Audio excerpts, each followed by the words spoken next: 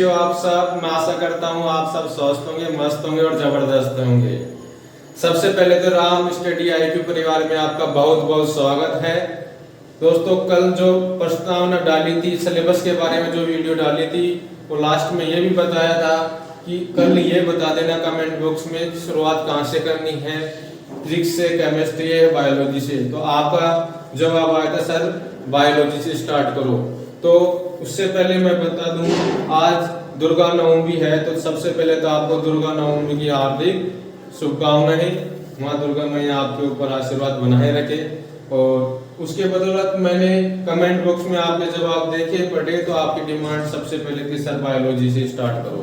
तो कल बता ही दिया था कि कैसे क्या करवाना है। इसकी PDF कहाँ मिलेगी, कैसे मिलेगी, कैसे कंप्लीट सिलेबस होगा। इसके लिए इसको कल जब इंट्रोडक्शन डाला था चैप्टर का, सिलेबस के बारे में बताया था कि नया सिलेबस में क्या है क्या नहीं है, वो सभी कल वाली वीडियो में जाके देख सकते हो और कैसे पढ़ाया था। तो आज शुरुआत करते हैं बायोलॉजी से। बायोलॉजी कहाँ से शुरुआत बताई थी? चैप्टर नंबर 6 से। तो बायोलॉजी का पहला चैप्टर आता है चैप्टर नंबर 6 जैव प्रक्रम। तो अपन कह देंगे जैव प्रक्रम का पहला पार्ट, क्लास नंबर 1, जैव प्रक्रम किसे कहते हैं। सबसे पहले तो ये सोचो कि जैव प्रक्रम किसे कहते हैं। जैव प्लस प्रक्रम मतलब जैव का मतलब जीव, वे सभी जीव जो एक प्रक्रम में उपस्थित हो उसे क्या कहेंगे? जैव प्रक्रम। जैव प्रक्रम सर जीव किसे कहेंगे? जो क्या तो जीव सजीव होगा या निर्जीव होगा? सर सजीव किसे कहते हैं और निर्जीव किसे कहते हैं? तो आज बिल्कुल बेसिक से स्टार्ट करेंगे। चैप्टर की शुरुआत बिल्कुल बेसिक से लेके जितना भी आपके सिलेबस में उसको पूरा कराया जाएगा, नहीं तो कम नहीं बल्कि करवाया जाएगा। कोई भी टॉपिक नहीं छोड़ा जाएगा। यहाँ मैं पूरा सिलेबस आपको कल ही बता दिया था, पूरा सिलेबस करवाऊंगा। तो सबसे पहले बात आती है सर जीव किसे कहते हैं। जीवित वस्तुओं को जीव कहते हैं। सभी पौधे और जंतु जीव वस्तुएं हैं। जीवित वस्तुओं को क्या कहते हैं? जीव कहते हैं। सभी पेड़ पौधे और जितने भी धरती पर जीव है वो क्या है? सजीव है। सर सजीवों के लक्षण क्या कहेंगे? सर कैसे पता चलेगा सजीव ये है ये निर्जीव है? जो गति करे, जो प्रजनन करे, जो पोषण करे, जो वृद्धि करे, जो श्वसन करे, जो उत्सर्जन करे, जो प्रजनन करे, और जो जीव की जन्म हुआ है उसकी मृत्यु हो, जिसकी मृत्यु निश्चित हो, वो जीव है ना।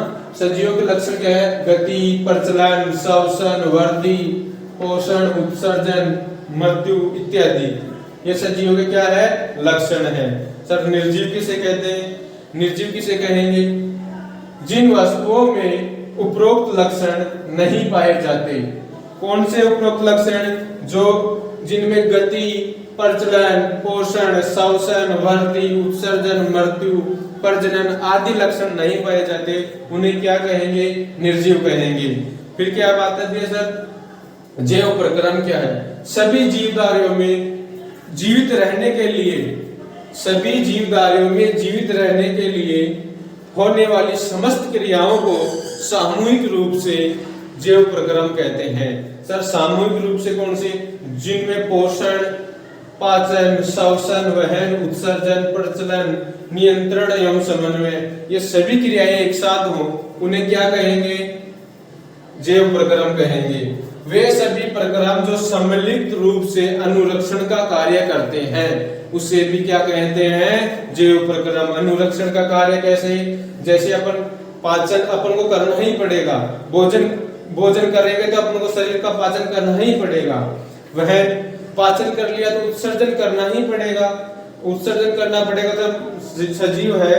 तो ये क्या है? इन सभी क्रियाओं को सामूहिक रूप से क्या कहेंगे? जैव प्रक्रम कहेंगे।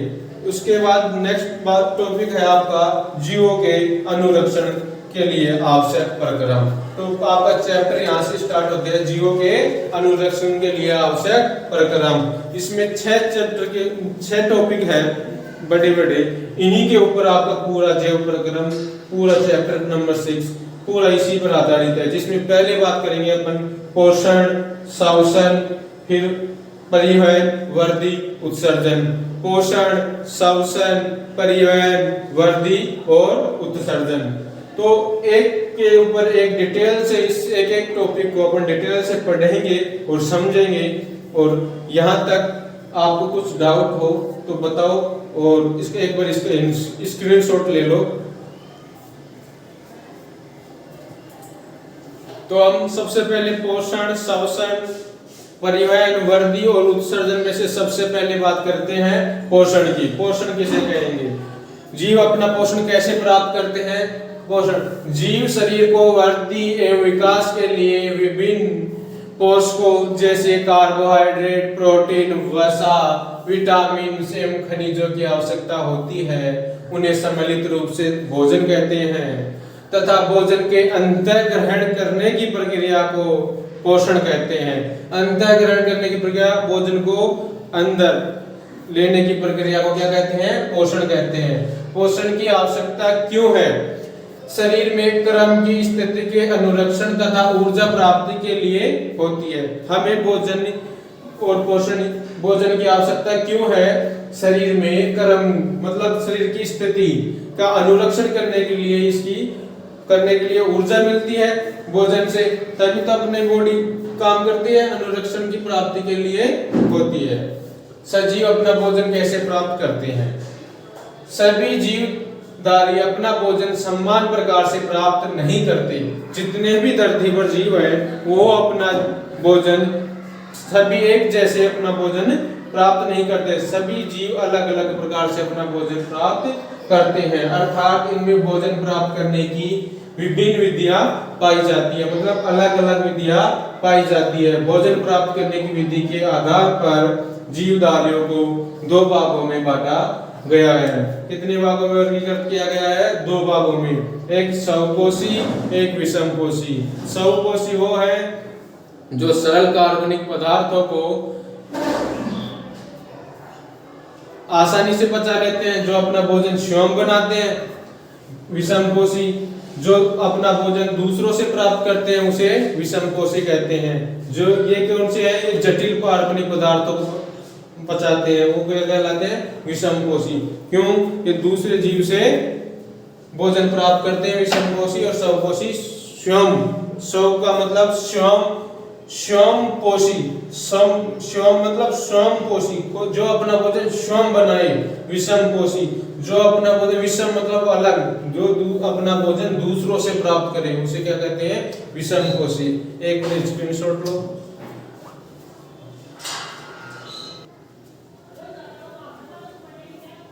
अपन जीवधारी को दो वर्गों में वर्गीकृत कर सकते हैं, एक स्वयंपोषी, एक विषमपोषी। तो स्वयंपोषी की बात करते हैं। स्वयंपोषी ये जीव अकार्बनिक स्रोतों से कार्बन डाइऑक्साइड तथा जल ग्रहण करके कार्बनिक खाद्य बनाते हैं, जैसे सभी हरे पेड़ पौधे एवं कुछ जीवाणु। ये क्या है? सजीव स्वयंपोषी कहलाएंगे। विषमपोषी ये जीव जटिल कार्बनिक पदार्थों को ग्रहण करते हैं, जिनके विघटन के लिए जैव उत्प्रेरकों जैसे विघटन के लिए जैव उत्प्रेरकों जैसे एंजाइम की आवश्यकता होती है, जैसे जंतु एवं कवक। जिन विषमपोषी जो जटिल कार्बनिक पदार्थों को ग्रहण करे और जिनके पाचन के लिए कौन से उत्प्रेरकों की आवश्यकता हो? एंजाइम की आवश्यकता पड़े, उसे क्या कहेंगे? विषमपोषी कहेंगे। जो किन किन में पाई जाती है? जैसे जंतु और कवक। अब बात करते हैं स्वयंपोषी पोषण और एक होता है विषमपोषी पोषण। तो सबसे पहले बात करते हैं स्वयंपोषी पोषण की। यह पोषण की वह विधि है जिनमें जीवधारी सरल अकार्बनिक पदार्थों से जटिल अकार्बनिक पदार्थों का निर्माण स्वयं करते हैं। स्वयंपोषी क्या है? वह जीव की वह विधि जो जटिल कार्बनिक पदार्थ से सरल कार्बनिक पदार्थ में बदलने का काम जो स्वयं करे, स्वयंपोषी पोषण कहलाता है। सभी हरे पौधे तथा कुछ जीवाणु इसी विधि से पोषण प्राप्त करते हैं। जितने भी हरे पेड़ पौधे हैं वो तथा कुछ जीवाणु इस विधि से अपना भोजन प्राप्त करते हैं। इनमें कार्बन तथा ऊर्जा की आवश्यकता प्रकाश संश्लेषण के द्वारा होती है। जितने भी हरे पेड़ पौधे हैं, कोई ऐसी कुछ जीव हैं जितने भी, उनमें प्रकाश संश्लेषण की क्रिया द्वारा ही भोजन की कुछ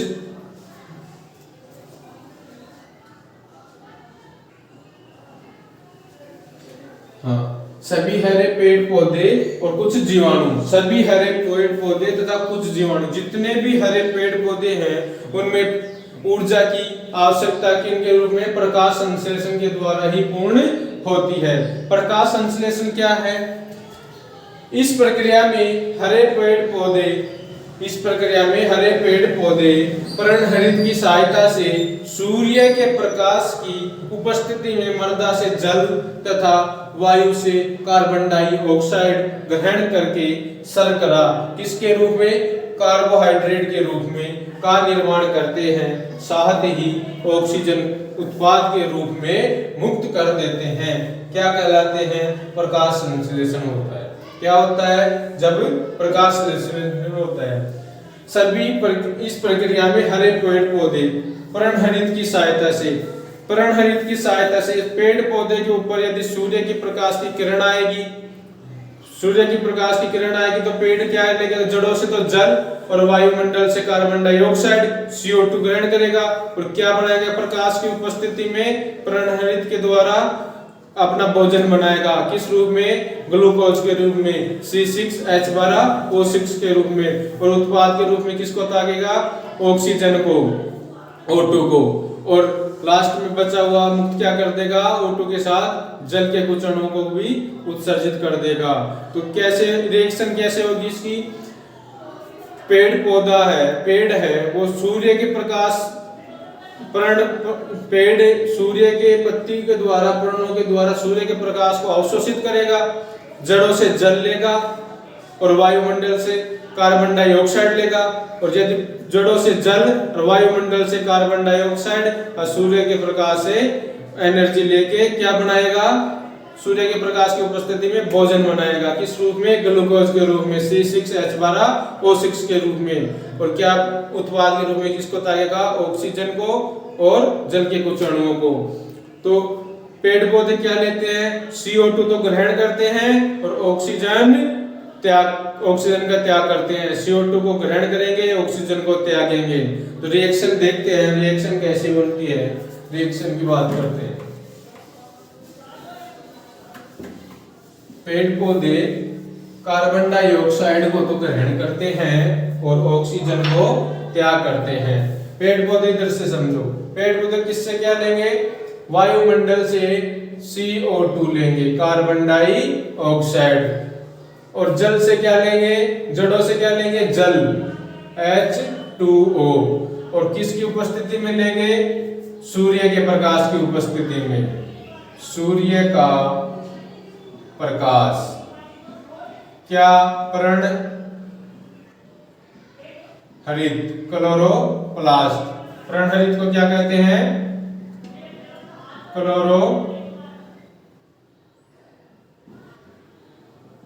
क्लोरोप्लास्ट भी कहते हैं। तो जड़ों से तो क्या लिया? जल, वायुमंडल से ऑक्सीजन, किसकी उपस्थिति में? सूर्य का प्रकाश की उपस्थिति में। तो क्या बनाएंगे? भोजन। किस रूप में? ग्लूकोज के रूप में। ग्लूकोज का फॉर्मूला क्या होता है? C6H12O6।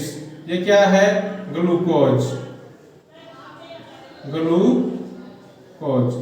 और क्या त्यागेंगे? ऑक्सीजन, कार्बन डाइऑक्साइड ग्रहण कर रहे हैं, और क्या त्यागते हैं पेड़ पौधे? O2 त्यागते हैं, और जल के कुछ बचे हुए अणुओं को भी उत्पाद के रूप में उत्सर्जित कर देते हैं। ये तो हो गया। अब इस रिएक्शन को बैलेंस भी करना है।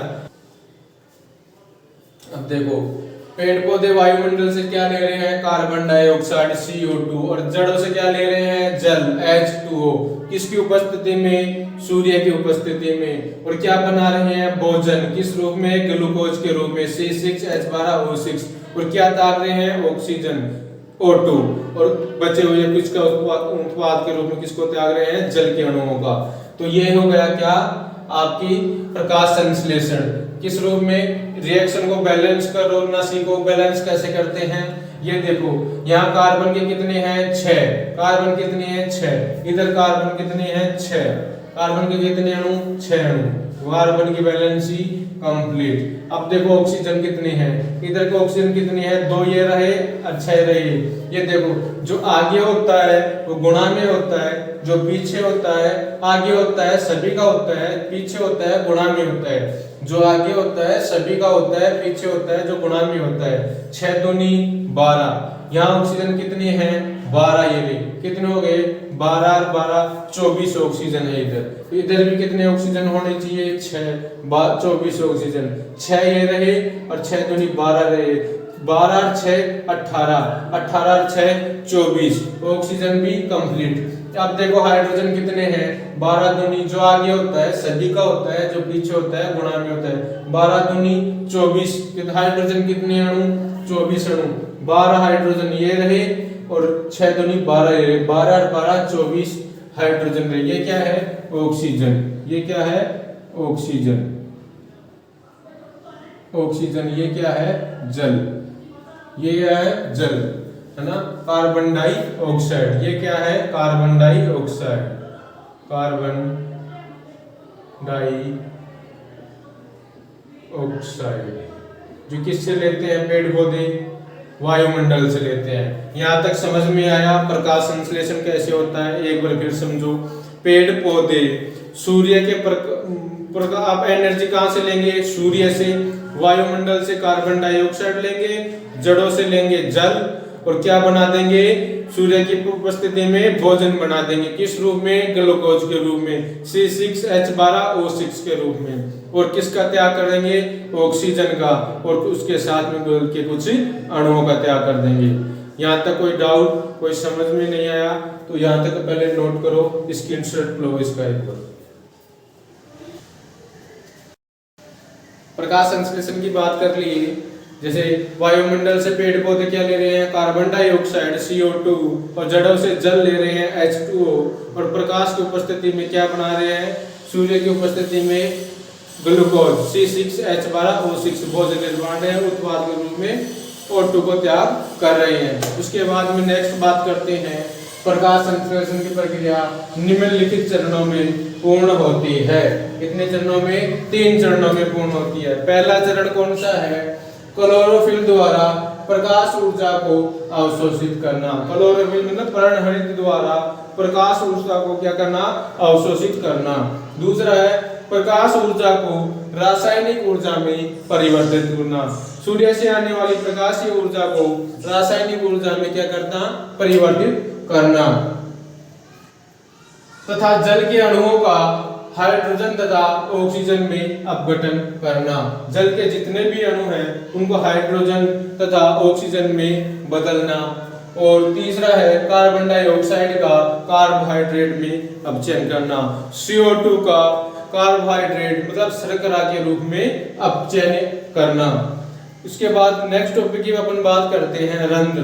रंध्र किसे होते हैं, जितने भी पेड़ पौधे की हरी पत्तियां होती हैं उनके बाहरी भागों पर बारीक बारीक असंख्य रंध्र पाए जाते हैं, जिन्हें छिद्र भी कहते हैं। रंध्र को क्या कहते हैं, छिद्र। क्या कहते हैं, पौधे के हरे भागों के बाह्य त्वचा के में असंख्य सूक्ष्म छिद्र उपस्थित होते हैं, जिन्हें रंध्र कहते हैं। प्रकाश संश्लेषण की प्रक्रिया के लिए गैसों का अधिकांश आदान प्रदान इन्हीं छिद्रों के द्वारा होता है। इनके अलावा रंध्र पौधे के हरे भागों से जल की अतिरिक्त मात्रा को जल वाष्प के रूप में बाहर निकालने का भी कार्य करते हैं। इन छिद्रों के द्वारा पेड़ पौधे अपना गैस का आदान प्रदान करते हैं, गैस अंदर लेते हैं और छोड़ते हैं। यदि पेड़ के अंदर अतिरिक्त जल की मात्रा भी होती है तो इन्हीं छिद्र, इन्हीं रंध्रों के द्वारा पेड़ पौधे बाहर त्याग देते हैं। अतिरिक्त जल की मात्रा को बाहर निकाल देने का भी कार्य करते हैं। इस क्रिया को वाष्पोत्सर्जन कहते हैं। यह क्रिया सम्मिलित रूप से क्या कहलाएगी, वाष्पोत्सर्जन कहलाएगी। वाष्पोत्सर्जन तथा गैसों का आदान प्रदान रंध्रों के खुलने एवं बंद होने पर निर्भर करता है। वाष्पोत्सर्जन एवं गैसों का आदान प्रदान जो रंध्र है, उनके छिद्र हैं, उनके खुलने और बंद होने पर निर्भर करता है।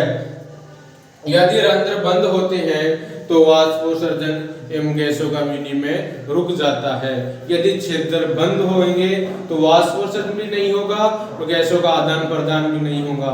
यदि छिद्र खुले होंगे तभी गैसों का आदान प्रदान होगा, तभी वाष्पोत्सर्जन होगा। तो यहाँ तक अपन सभी आज बात करें पोषण।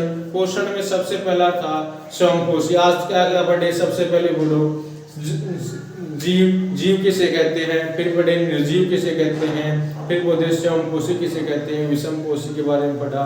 फिर उसके बाद भी अपन बात कर रहे थे स्वयंपोषी पोषण की। स्वयंपोषी पोषण में अपन पोषण की बात करते करते स्वयंपोषी पोषण की बात करें। अब आगे अपना नेक्स्ट टॉपिक होगा पोषण का दूसरा पॉइंट। कौन सा? स्वयंपोषी कंप्लीट होगा, विषमपोषी। कौन सा? विषमपोषी। आगे कंटिन्यू इसी से आगे नेक्स्ट क्लास पार्ट 2 आएगा, कंटिन्यू इसी प्रकार से चलेगा। यदि आपको क्लास अच्छी लगी हो तो लाइक शेयर एंड कमेंट करना और उन सभी विद्यार्थियों तक जरूर पहुंचाना जो ऑफलाइन क्लास में नहीं आ सकते, जिनको बहुत ज़रूरत है और आपके एग्जाम बहुत नज़दीक आ गई है। एक बार मैं फिर से बता देता हूँ, ऑफलाइन बैच आपका बिल्कुल रनिंग में चल रहा है, आप अभी एडमिशन ले सकते हो। और बाकी ऑनलाइन तो आपके लिए है ही, इसकी जितने भी पढ़ाई उसकी PDF राम स्टडी IQ के नाम से टेलीग्राम चैनल है, उसको ज्वाइन कर लेना, उसके ऊपर आपको मिल जाएगी। इसी के साथ आपको ये क्लास पसंद आएगी तो लाइक शेयर कमेंट तो आप करना ही करना है और आपको ये क्लास को शेयर भी करना है। थैंक यू, धन्यवाद।